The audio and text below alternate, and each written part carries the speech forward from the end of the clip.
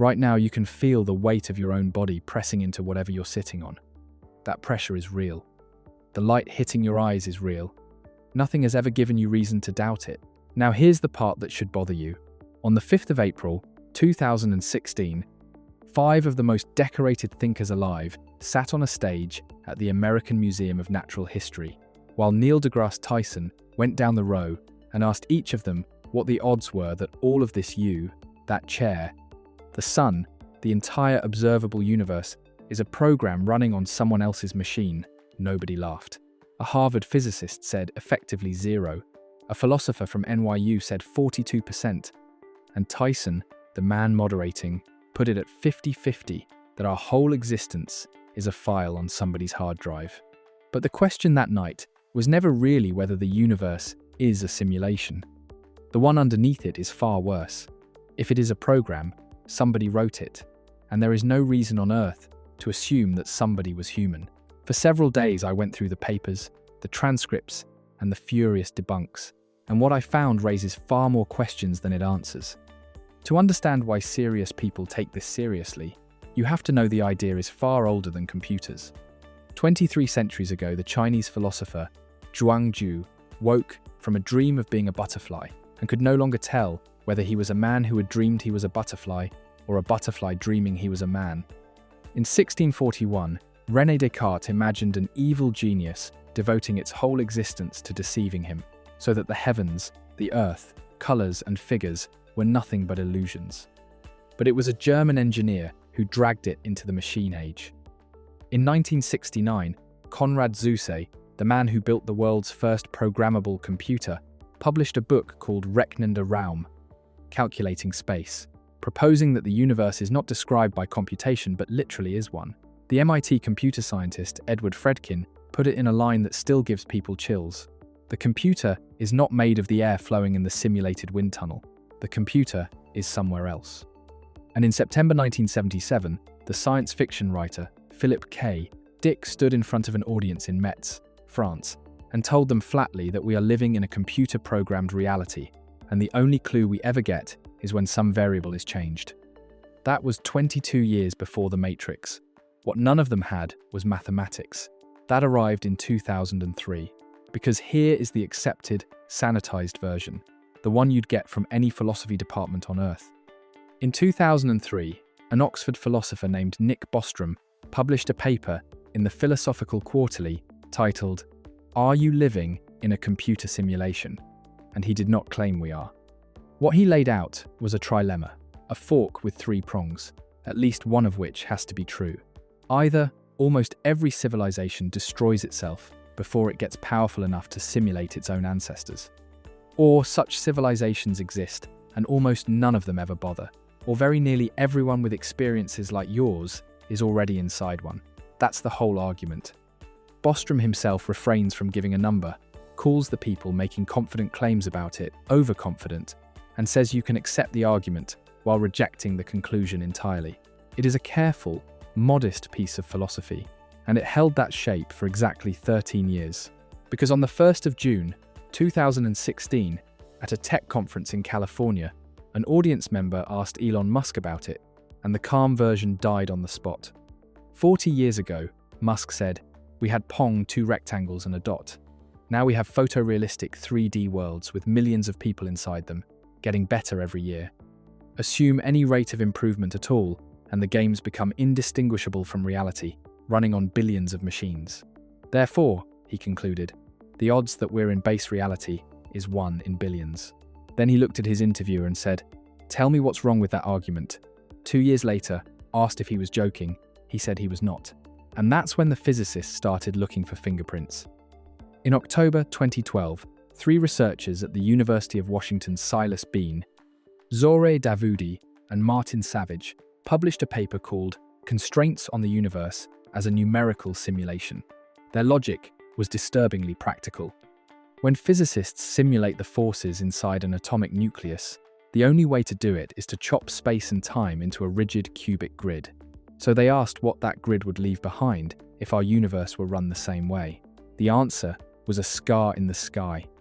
Ultra-high-energy cosmic rays, the most violent particles in existence, would stop arriving evenly from all directions and start betraying the lattice, arriving with a subtle cubic symmetry, as though the sky itself had corners.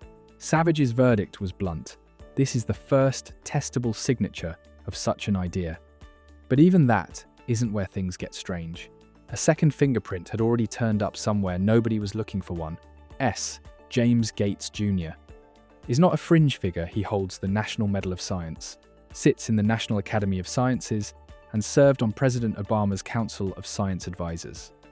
Working deep in the equations of supersymmetry, the mathematics that may describe the fundamental particles of nature, Gates found something that had no business being there. Doubly even self-dual error-correcting codes. The same class of mathematics that lets your browser rebuild a corrupted file. On that stage in 2016, he said it out loud. Error-correcting codes are what make browsers work. So why were they in the equations I was studying about quarks and leptons and supersymmetry? And it kept escalating. In October 2023, Melvin Vopson, a physicist at the University of Portsmouth, published a paper claiming the information content of physical systems doesn't climb over time the way entropy does, but falls as though something were constantly compressing it. In April 2025, he went further, deriving Newton's law of gravity from information theory and arguing gravity isn't really a pull at all. His words, "The universe might work like a giant computer, saving space and running more efficiently, and the process is identical to how an advanced simulation would be designed. But what I haven't told you yet is the part that turns this from a physics curiosity into something far darker. Every version you've heard so far assumes the simulators are our own descendants, future humans studying their past. Bostrom's mathematics only works cleanly in that case, and he admits it. Ask him about aliens, and he concedes it plainly. The hypothesis includes the possibility that we are simulated by an extraterrestrial civilization. And in 2001, in the Journal of the British Interplanetary Society, the engineer and writer Stephen Baxter took that seriously.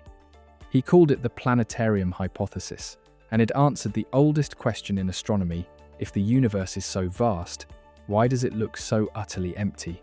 Baxter's answer: because the emptiness is the product.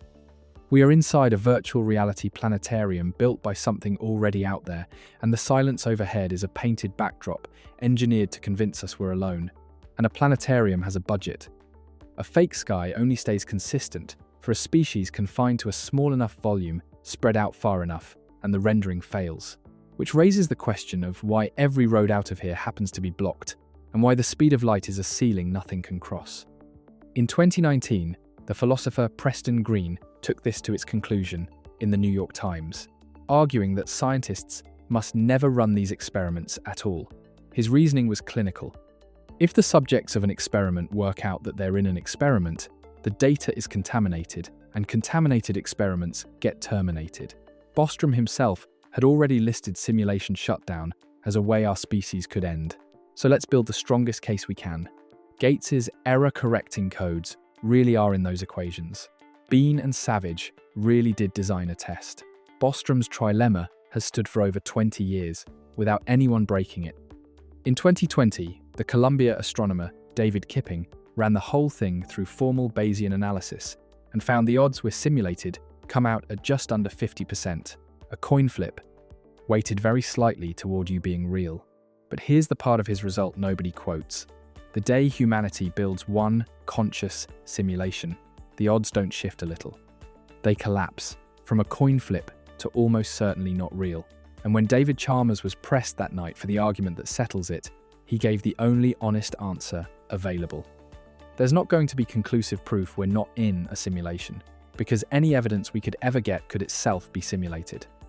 But before you say yes to any of it, there is another side we cannot overlook, and it starts with the fingerprints themselves.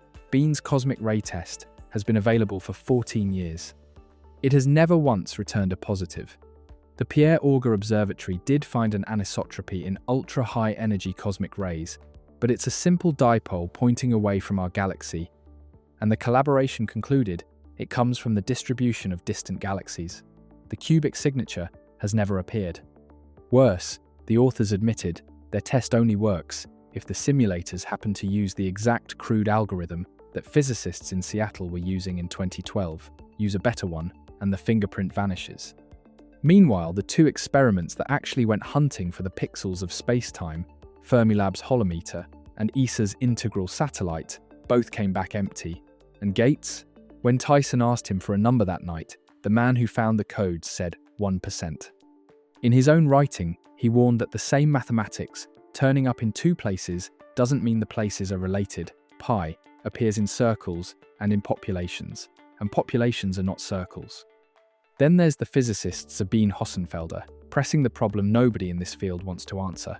No one has ever reproduced general relativity and the standard model of particle physics from a computer algorithm, and chopping space into a grid breaks Einstein's symmetries so badly it contradicts what we already measure. Her verdict was brutal. You'd have to believe it because you have faith, not because you have logic on your side. The Nobel laureate Frank Wilczek asked the question that ends most of these conversations. What is the computer made of? And Lisa Randall, the Harvard physicist from that stage, the one who said effectively zero, named the vanity buried in all of it. The argument assumes someone out there would want to simulate us. We mostly are interested in ourselves, she said. And yet, the codes Gates found are still sitting in those equations, and nobody has explained why. Bostrom's fork still stands, and one of its three prongs must be true, which means either our species is doomed, or every civilization that could do this chooses not to, or we're already inside. Kipping's own mathematics still says the flaw drops out the moment we build one. And in March of this year, Hossenfelder, the same physicist who called it pseudoscience, posted that the situation has changed, that physicists are now exploring the consequences seriously, and a formal scientific framework has been put forward. For a question that supposedly isn't a question, an awful lot of serious people keep being dragged back to it. That's a strange amount of coincidence, stacked around one idea, don't you think? So which is it? A rigid grid under everything, a fake and empty sky painted over our heads by something that got here first, error-correcting code buried in the laws of physics, like a signature left by a programmer who never expected to be read. Or the oldest mistake our species makes, running on schedule, a clockwork universe when we built clocks, a steam engine universe when we built engines, and now a computer, because a computer is what we happen to build. The physicists say the fingerprints all evaporate under examination. The mathematics says one of three impossible things has to be true. And you are sitting there feeling your own weight in a chair, holding the only piece of evidence you will ever be permitted to examine, with no way of knowing whether it was ever yours to begin with.